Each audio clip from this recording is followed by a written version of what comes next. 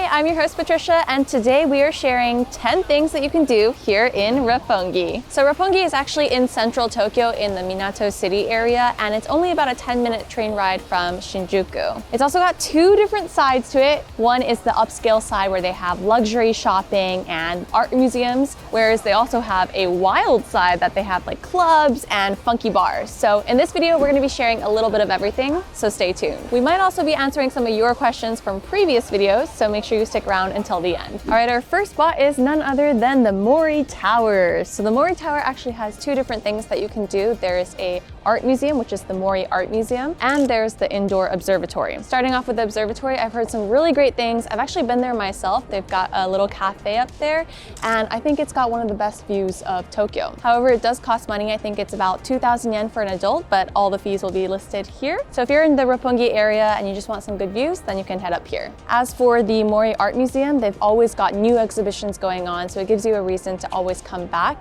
And it's also pretty big, and it's really interesting. Sometimes they've got some really unique ones, and then ones that have more like pop culture and whatnot. In fact, Shaw, the cameraman, usually comes back here, right? I'm always there. He's always here to check out the new exhibitions. Probably like every other month when something new is going on, you'll find me there. So if you want to bump into Shaw, you can head up here. So if you come on a clear day, you can actually get a pretty good view of Tokyo Tower from here. But unfortunately, today it's a bit cloudy, so it's there, kinda. Here we are at Midtown Garden. So it's actually connected to Midtown, which is also connected to Roppongi Station. So if you're in Roppongi and you want to try somewhere new that's not Roppongi Hills, you can also come to this Midtown. They've got lots of different shopping stores, restaurants, cafes, you name it. And then you can come over here for some greenery. So this is the Midtown Garden, where they have lots of different seasonal events. In a few weeks' time, this will actually all be cherry blossom trees all around me, and they'll have some sakura festivities, which they actually already have up right behind me. During the winter time, they also have some illuminations and also an ice skating rink. So there's always something to do here no matter what season you come. Guys, I found trash cans. That's a rare find in Japan. And if you keep walking straight, here we have the event area. So it looks like they've got the cherry blossom stuff set up already. Look, some artificial cherry blossoms. This is a preview of what you'll see later on down this whole street. All of these trees, they're all sakura trees. Crazy. Damn, sakura hot dog for 1,300 yen. What is a sakura hot dog? I guess you'll just have to eat it and see. This just goes to show how like fancy this place is. They've got blossom cocktail or mocktail if you don't drink. Speaking of cherry blossoms, we actually recommend you visit Aoyama Cemetery. When you think of cemetery, you probably don't think of something very nice. It probably sounds kind of morbid, but actually they've got a lot of different cherry blossom trees, and it's nice and quiet, so it's a great viewing spot to go to during the springtime. This place is actually a recommendation from us because it's not that crowded like Nakameguro or some of the other places that you'll see people go to. And also, if you're worried about it being a cemetery, you can definitely go during the day. Like I said, it's really close to the station, so just drop by. We are here at the National Art Center Tokyo, which is famous for its appearance in the movie Your Name. So actually right there is the cafe where Taiki and Okudera senpai had their little date. So a lot of people come here to take pictures of that. But this place is actually known for a lot of things. They've got really nice exhibitions and art galleries, and it's also got this really unique architecture. So although it is an art museum, they actually have, cafes, dining areas, and by the looks of it, a lot of people come here to study or just chill out. So if you're anime hunting, if you're looking for places that actually appear on the anime here in Tokyo, then this might be one of your spots. So one of the main reasons why I really like Roppongi is it's a really popular station, but unlike Shibuya or Shinjuku, it's really easy to find quiet places, and maybe that's why people come and chill. It's not overcrowded, it's nice and spacious, but lots to see and do. So it's a really nice place to, bring your significant other, maybe go on a girl's date. If you like Your Name, I recommend you also watch Weathering with You. And now for a new section. This is where we're going to be answering questions that you guys have left in the previous videos. Thank you, by the way. So, the first question is, in the video of the worst time to visit Tokyo, one of you guys asked, is June a good time? Not really. Personally, I don't think that June is a good time to visit Tokyo because it's just wet. It's rainy, gloomy, and it's where it starts to get a little bit hot, so you're dealing with humidity and rain, and instead, I recommend you come in August because at least, I know it'll be humid, but at least they'll have like summer activities, festivals, and things to do. It's not just rain and humidity. For question number 2, someone asked about gluten-free spots in Tokyo. So I don't really know too many, but around this area, there's actually 2 that I can think of.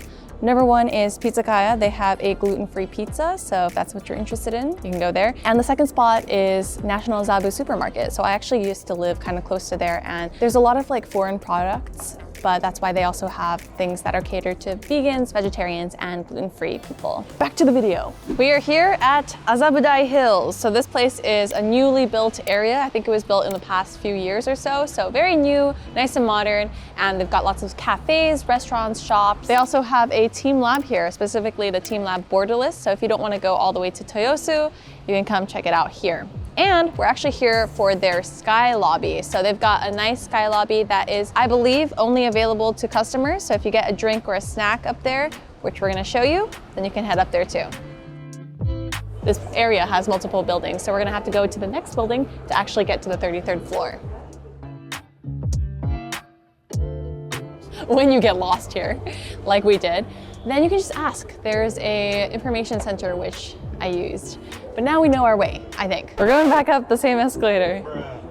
Oh my gosh. We had to ask 3 people how to get up there. And we still haven't been up there. There's an elevator that only has the 1st floor and the 34th floor.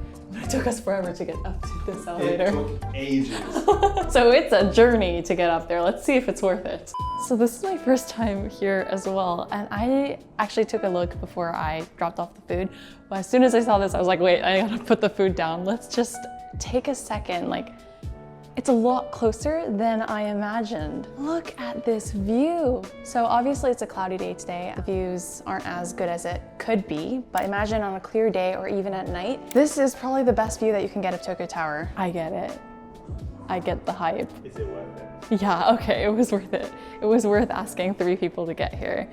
But I will say it is pretty expensive. So the drinks are a little bit more expensive and there's an admission fee, 500 yen per person. After having your little coffee break, you can come down these steps and overlook Tokyo with these big windows. You can get a panoramic view of the city and a great view of Tokyo Tower from here as well. And as you can tell, there's not too many people here, so if you want to just relax while overlooking the views or snap a couple pictures, then I would say this would be one of the better observatories that you can visit. We're back from seeing the view, but we're gonna go back after finishing this. We have this spinach feta cheese pastry snack thing, and also this mikan juice from Wakayama-ken. For reference, like I said, it is on the pricier side. Like this drink was 900 yen for this 1 cup, and I don't remember, how much was this again? 480. 480, okay, this one's more. But let's see if it's worth the hype. Oh, it's not warm. Okay, well, let's try it anyways. That's nice. It's nice, but they need to warm it up, I think. Don't expect like a mind-blowing food experience when you come up here. You are paying for the view, so the food is just the bonus. We just finished at this spot and we're headed over to the next spot, which, Shaw, do you have the directions? Oh crap, I ran out of data. I don't have maps. What? How the hell do tourists deal with this? Well, they don't have to with UBG.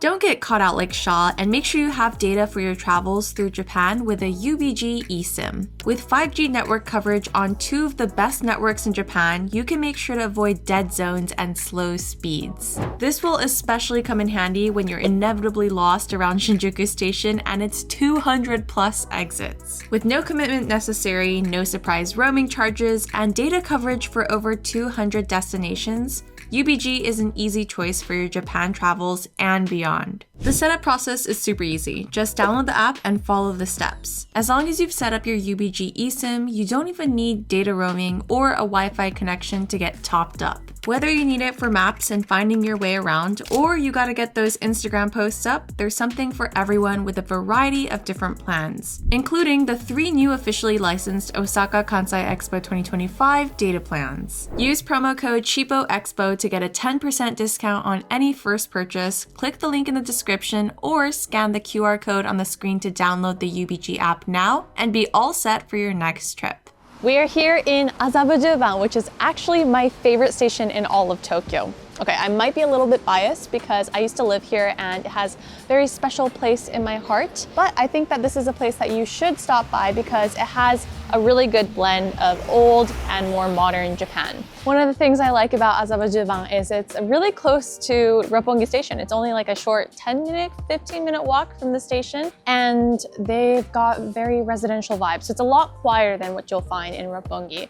So it's got local stuff, bougie restaurants, close to Roppongi. What's not to like? So a few of my recommendations is Naniwaya Soho-ten, which is where they sell taiyaki. They've been selling it for years. And Mamegen, which is a place that sells kind of like candied beans. Speaking of Naniwaya Soho-ten, it's right behind you, Sha. So unfortunately, as you can see, they're closed today because we did not check their takekyubi, their closing day. But I highly recommend visiting this place. It's a little bit more local. As you can see, it's pretty hidden. Another place that I recommend is Abejang. Abejang is a great place to get some chicken skewers, and that's exactly where we're heading to now. So we got takeout. We're inside of Abidjan right now because it's too rainy to film outside. So they kindly let us into the restaurant again. So we're in here, it's nice and warm, and we're gonna eat our yakitori right now. Here's what it looks like. Coated in nice and sweet sauce. Yes, so actually right next to us, there's this big pot that is just, it looks like a monster. It's basically compiled sauce, and it's been dripping for 70 years, which made it look so big. But I have high hopes. So without further ado, let's give it a go. I don't know if you can hear that crunch, but this is the chicken skin. Nice and crunchy, cooked to perfection. And that 70-year-old sweet and savory sauce is really nice. So chicken skin might be a little bit adventurous for some people. If you want to try yakitori, don't shy away from yakitori in general. Try the chicken momo instead. So momo means thigh. This will be your safe bet. Or you can try muneniku, which is breast, chicken breast. But let's go in with the momo. It's got this kind of like charred bit, which gives it that extra crunch. And the price for all 4 of these skewers was 760 yen, so it's pretty affordable, especially if you're eating in the Azabu area. So typically, during a time like this at an izakaya, you know, eating some yakitori, I would have a beer. However, I'm on meds right now. What kind of meds? I'll leave that up to your imagination. So I've been a long-time customer. They actually used to have a store in a different location in Azabu, but because it's so popular, I guess they moved it up to the main street. So if you're ever in the area, I highly, highly recommend it. If you want to experience the nightlife of Tokyo, then Roppongi might just be one of the spots that you should visit. They've got so many different types of clubs and bars in this area, and if you're lucky, you might even spot a celebrity. So those were our recommendations for the Roppongi and Azabu area. As you guys saw, it was raining all day. So I promise you, if you come on a sunny or clear day, everything that we showed you will be that much more beautiful. With that said, we braved the rain for you. So if you could give us a big like and subscribe and comment down below what your favorite place would be. That would be so helpful. Shaw's behind the camera right now, soaked, so please also give him a like. But we'll see you in the next one.